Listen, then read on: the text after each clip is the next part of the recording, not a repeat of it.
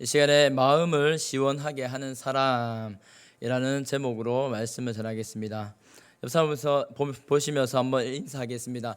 마음을 시원하게 하는 사람이 됩시다. 사랑하고 축복합니다. 네, 감사합니다. 여름 폭염이 계속되고 있습니다. 제가 잠깐 이렇게 검색해 보니까 33도 이상의 이 폭염이 지속되고 있다는 예보입니다. 무더운 여름이라서 어떻게 지내시는지 참 염려가 되는데요. 이렇게 더울 때는 항상 시원한 것을 찾게 됩니다. 시원한 생수, 또 시원한 아이스크림이나 그런 음료도 찾게 되고, 또 때로는 시원한 계곡이나 바닷가로 나아가서 피서를 하기도 합니다. 여름철 방송 광고에서는 이 쿨이라는 것으로 쿨 시트, 쿨 매트, 심지어는 쿨 쿨 티셔츠 이런 말도 이렇게 들을 수 있고 광고를 하고 있습니다.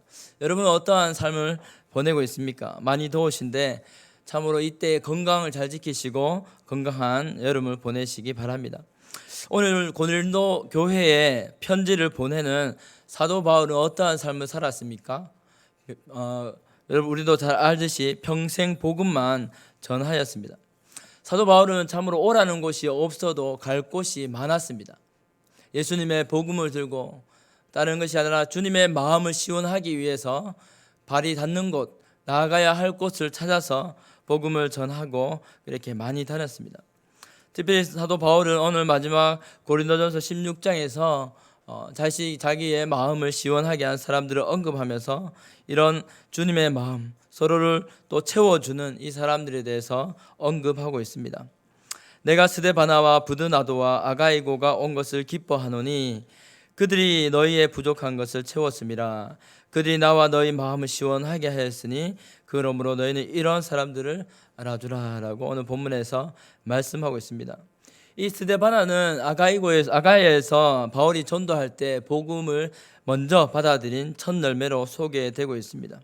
특별히 사도 바울이 이 복음 사역을 이곳에서 감당할 때 물심양면으로 많이 도와주고 고린도 교회와 서로 소통, 특별히 이때는 전화도 없었고 인터넷도 없었지 않습니까? 서로의 사정을 전해주며 그 답답한 상황을 속 시원하게 해결해주는 그런 역할을 했던 것으로 보입니다. 또한 부족한 것을 채웠다는 것은 바로 이러한 소통을 해결해 줌으로 서로 사랑이나 여러 가지 영적인 신령한 부분에서 채워줬다고 볼 수가 있습니다. 우리 옆 사람 보면서 한번 인사할까요? 주 안에서 서로를 채워줍시다. 부족한 부분을 채워가기를 바랍니다.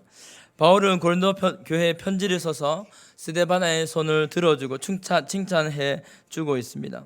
특별히 스데바나의 손을 통해서 이 편지를 오가게 했습니다. 그래서 고린도전서와 고린도후서가 쓰여지고 그들의 질문에 답하게 되고 그 편지를 보내게 되었습니다.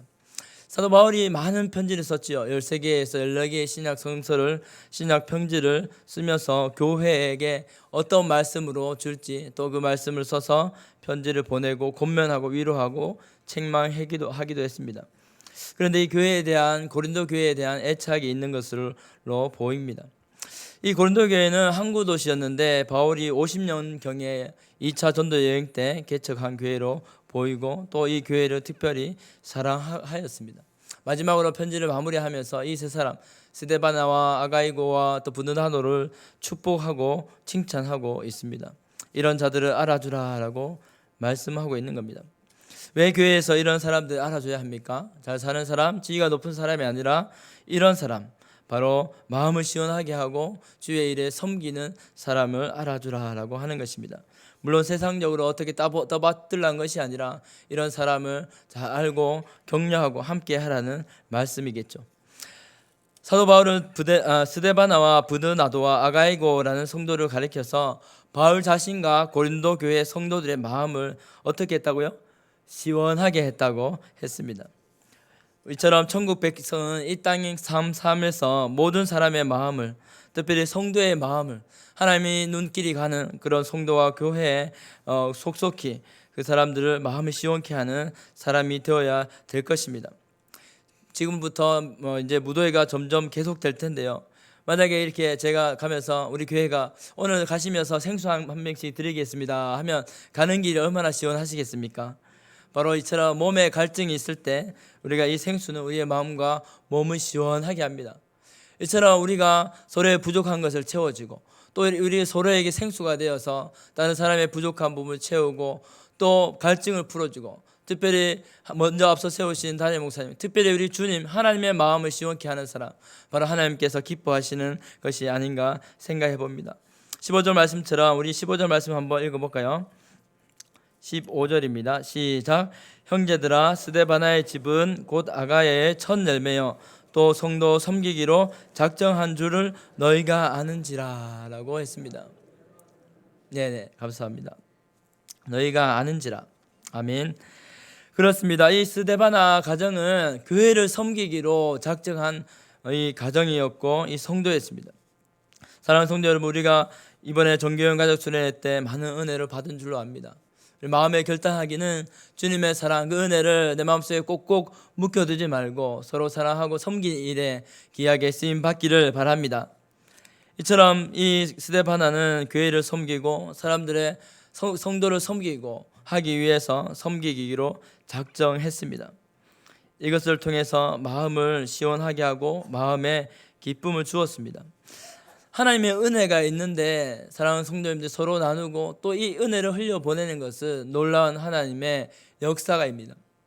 내가 받은 은혜를 나의 섬김으로 통해서 흘려보내는 것은 하나님께서 기뻐하신 뜻입니다. 우리 담임 목사님께서도 강의하셨듯이 우리의 은사가 있는 이 모습으로 서로 다른 모습이지만 우리의 몸의 지체를 위해서 서로를 세워주고 하는 것이 그리스도의 몸을 세운다고 말씀해 주셨습니다. 이처럼 성도 섬기기를 작정할 때에 하나님께서 우리의 가진 모습으로 우리의 가진 은사로 이 일을 감당하게 하시고 귀한 교회를 세워가게 하실 줄 믿습니다. 예수님도 마가복음 10장 45절에서 이렇게 말씀하셨습니다. 특별히 예수님이 오신 목적이 이렇다고 말씀하고 있습니다. 우리가 너무 잘 아는 말씀이죠. 같이 한번 읽겠습니다. 시작. 인자가 온 것은 섬김을 받으려 함이 아니라 도리어 섬기려 하고 자기 목숨을 많은 사람의 대속물로 주려 함이니라. 아멘. 이렇게 언뜻 생각해 보면 예수님께서 저 높은 하늘에서 이 땅에 오실 때 내가 가서 섬겨야지, 사람들을 섬겨야지, 왕이 오셔서 어떻게 영광 받으시는 것이 아니라 섬기려고 이 목적을 갖고 오셨다고 분명히 말씀하셨는데 예수님 마음이 그 마음에 기뻐했을까 언뜻 생각하게 합니다. 그러나 좀 더 생각해 보면 주님은 상처받고 고통받고 병들고 연약한 자들의 마음을, 그들의 심령을 세워주기 위해, 도와주기 위해, 섬기기 위해서 오셨다는 그 뭉클한 마음을 갖고 이 땅에 오셨지 않을까 생각해 봅니다. 그래서 예수님의 말씀을, 그 사랑을, 그 은혜의 말씀, 특별히 진리의 말씀을 듣지 않고 배척하는 자들을 향해서 엄중한 책망의 말씀을 하셨습니다. 예수를 믿고 우리도 구원받은 이후에 우리의 삶 가운데 섬김의 열매로 드러나게 되는 것입니다. 왜냐하면 예수님께서 바로 그 길을 가셨고 우리도 그러한 삶을 살아야 합니다. 그래서 섬김은 신앙생활의 꽃이라고 합니다. 이 섬김은 신앙생활의 최고봉이요, 또 이 섬김은 사랑과 겸손의 실천으로 나타나게 됩니다. 섬김이 쉽습니까? 말이 내가 당신을 섬깁니다 하고 하면 끝입니까? 그것이 아니죠.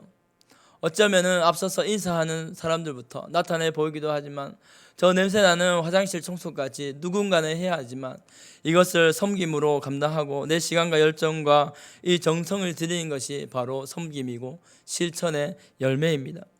겸손 또한 그러합니다. 어떠한 모습에서 우리가 섬길 때 겸손이 낮아지지 않으면 온전히 섬기지 못하게 됩니다. 내 모습이 나타나고 내 자존심을 내려놓지 못하면 이러한 섬김을 완수할 수가 없기 때문입니다. 그래서 이러한 섬김을 통해서 주님의 낮아지심과 같은 주님의 향기가 우리 가운데 나타나고 교회 가운데 그리스도의 빛이 비추게 되는 줄 믿습니다. 본문 15절에 이 성도를 잘 섬기는 스데바나는 아가야의 지방의 교회의 첫 열매라고 했습니다. 바로 이 아가야 지방의 스데바나 성도는 이 섬김의 삶을 통해서 성숙한 모습을 보여주었습니다. 예수를 잘 믿는 성숙한 성도가 어떠합니까? 바로 교회에 오래 다닌다거나 어떠한 중요한 직분을 맡은 사람, 그보다는 아마도 잘 섬기는 사람일 것입니다. 예수님도 섬기는 삶을 사셨습니다. 또한 하나님께서 귀하게 쓰신 사람들의 공통점은 바로 섬김입니다. 아브라함을 예로 들어볼까요? 이 믿음의 조상 아브라함은 하나님 앞에 훈련을 받았습니다. 때로는 알지 못할 때에 또 알지 못하는 사람을 영접하기도 했습니다. 또한 나그네를 극진히 대접하며 섬겼습니다. 특별히 그 섬김을 통해서 또 아브라함의 하나님의 말씀을 듣게 했고, 특별히 지친 나그네의 몸과 마음을 시원하게 하는 섬김의 일을 감당하였습니다.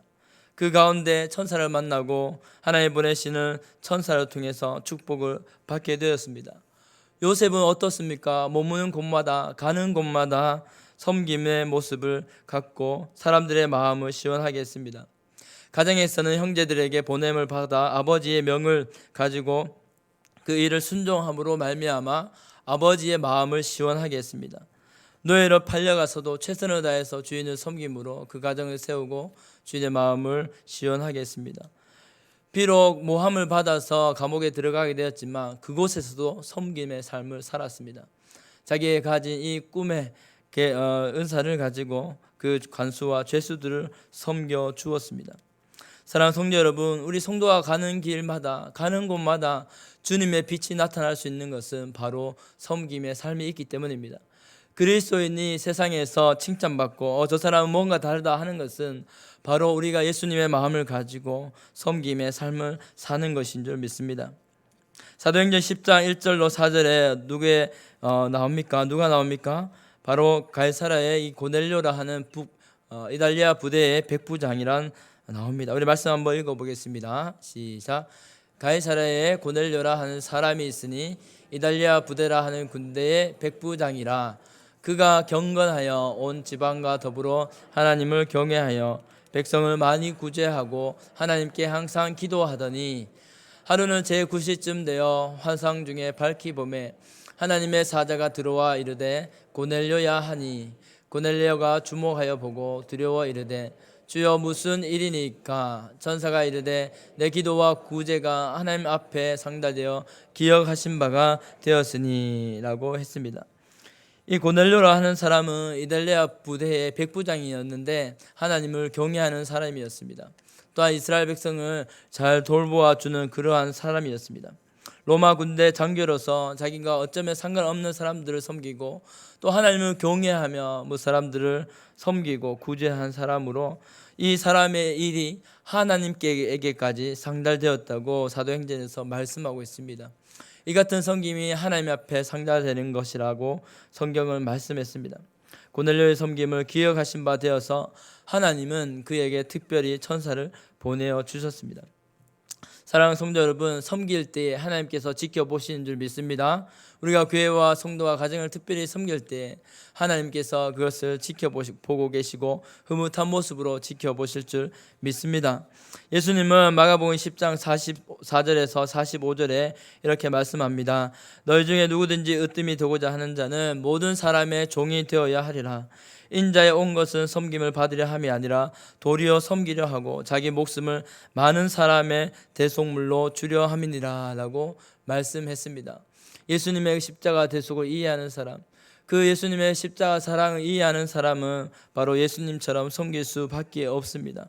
많은 사람의 종으로 오신 예수님, 그 모든 사람의 발을 닦으려 오신 예수님처럼 우리가 그 사랑과 그 은혜를 기억하며 섬김으로 나아갈 때 어쩌면 그 섬김을 통해서 우리 주님의 사랑과 섬김의 크고 위대하신 은혜와 사랑을 깨닫게 될 것입니다.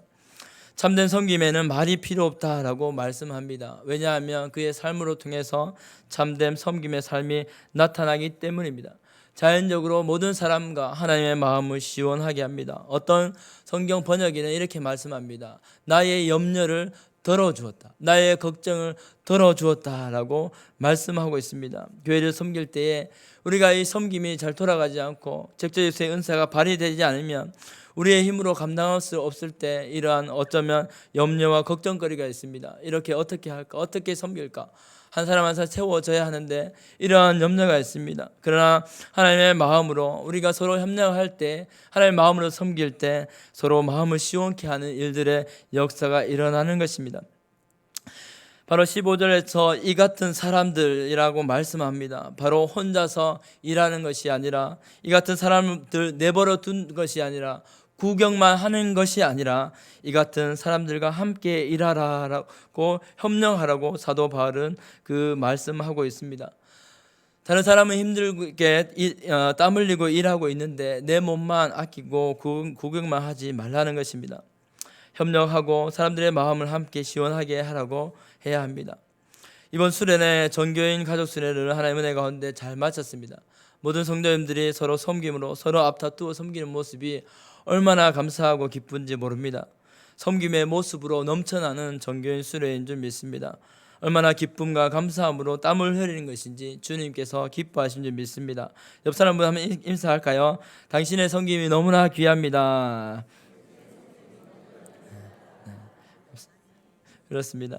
고린도전서 1장 10절에서도 이렇게 말씀합니다. 형제들아, 내가 우리 주 예수 그리스도의 이름으로 너희를 권하노니 다 모두가 같은 말을 하고 너희 가운데 분쟁이 없이 같은 마음과 같은 뜻으로 온전히 합하라고 말씀하셨습니다. 그의 어떤 비전이 있습니까? 어떤 해가야 할 사역의 주제가 있습니까? 하나님은 먼저 하나가 되라고 하셨습니다. 우리가 같은 마음, 같은 뜻, 누가 주시는 것입니까? 바로 하나님이 주시는 것입니다. 우리가 그렇게 할 때 우리 가운데 하나님의 뜻과 비전이 나타날 줄 믿습니다. 본문 17절에는 이렇게 말씀합니다. 내가 스데바나와 부드나도와 아가이고가 온 것을 기뻐하노니 그들이 너희의 부족한 것을 채웠음이라고 말씀하고 있습니다. 교회는 부족할 수밖에 없고 부족합니다. 그러나 그것이 비정상이 아니라 서로 다르고 부족한 것을 채울 수 있는 기회로 받아들여야 합니다. 내가 섬길 수 있는 것이 얼마나 감사합니까? 주님께 받은 은혜를 서로 나눌 수 있다는 것은 너무나 귀한 감사의 기회가 되는 것입니다. 옆 사람의 모습이 있지만은 그러한 부족한 모습이 있는다 할지라도 우리 가운데 부족한 모습을 채워줄 수 있다는 것은 너무나 감사한 것입니다. 부족한 것을 서로 채울 때 당신의 마음을 서로 시원하게 하고 너와 나의 마음이 서로 소통하게 하고 그 가운데 예수 그리스도의 마음이 흘러가게 하는 것, 바로 우리 교회에게 주신 주님의 마음과 주님의 귀한 뜻인 줄 믿습니다. 디모데전서 16장 18절 19절로 이렇게 말씀합니다. 우리 한번 같이 읽어보겠습니다. 시작. 선한 사업을 많이 하고 나눠주기를 좋아하며 너그러운 자가 되게 하라. 이것이 장래의 자기를 위하여 좋은 터를 쌓아 참된 생명을 취하는 것이니라. 할렐루야. 우리에게는 이 삶이 끝이 아니라 하나님께서 영원한 생명을 주셨습니다. 우리 목사님께서 오전에 말씀하셨는데 우리가 이튿날 철로역정 그 영화를 시청했습니다. 보면 볼수록 은혜가 되는 영화입니다. 그 삶을 이렇게 말씀하고 있습니다. 멸망의 성을 떠나서 하나님께 주신 황금 그 도성으로 이르기까지 가는 인내와 믿음의 현장, 그 길을 계속해서 나아갈 때 주님의 말씀처럼 거기에 도착하게 됩니다. 그러나 그 장망성, 멸망의 성은 영원하지 않고 죽음과 고난이 있는 곳, 그러나 영원한 영생에 있는 그 성으로 나아갈 수 있는 믿음을 갖고 그 주인공 크리스찬이 나아가게 됩니다. 우리의 삶은 바로 영원을 바라보는 삶입니다. 이 땅의 삶이 가장 귀하고 이 땅의 삶으로 끝이 난다면 우리가 서로 먹고 마시고 잘난 대로 또 돈이 많은 대로 부유한 대로 살 것입니다. 그러나 우리의 삶이 이 땅의 끝이 아니라 하나님 주신 영원한 삶을 바라보고 그 땅을 위해서 참된 터를 위해서 쌓는 귀한 기회가 된다고 성경을 말씀하고 있습니다. 우리의 삶이 이 땅에서 낭비하고 써버리는 그런 삶이 아니라 우리와 형제와 우리의 교회를 위해서 하나님 나라를 위해서 서로 섬기고 베푸는 삶의 현장이 될 때 장래를 위한 값진 투자가 된다고 성경은 말씀하고 있습니다. 잠언 19장 17절에 이렇게 말씀합니다. 우리 함께 읽어보겠습니다. 시작. 가난한 자를 불쌍히 여기는 것은 여호와께 구워 드리는 것이니 그의 선행은 그에게 갚아 주시리라고 하셨습니다. 아멘. 우리 말씀에도 보면 가난한 자가 이 땅에서 끊이지 않는다고 말씀하셨습니다. 가난한 자를 불쌍히 여기고 긍휼히 보는 눈을 하나님께서 잊지 않으신다고 성경을 말씀하고 있습니다. 교회는 서로 섬기는 섬기는 하나님의 섬김의 장입니다. 부족하고 좀 채워야 할 부분이 많아도 우리의 모습으로 우리의 섬김으로 채워질 수 있습니다. 그럴 때 그 은혜가 배가 되고 그 체험을 통해서 사랑이 배가 되고 하나님의 역사가 되는 은혜의 현장이 될 줄 믿습니다. 그러면 날마다 주님을 닮아 건강한 우리의 교회가 되게 될 것입니다. 폭염 가운데 무더위 가운데 어떠한 시원함을 찾고 있습니까? 교회 가운데 우리 이웃 가운데 특별히 우리 하나님 앞에 하나님의 마음을 시원케 하는 우리의 옆 사람의 우리 성도의 마음과 허전함을 연약함을 부족함을 채울 수 있는 우리 모든 성도님들 되시기를 주님의 이름으로 축복합니다.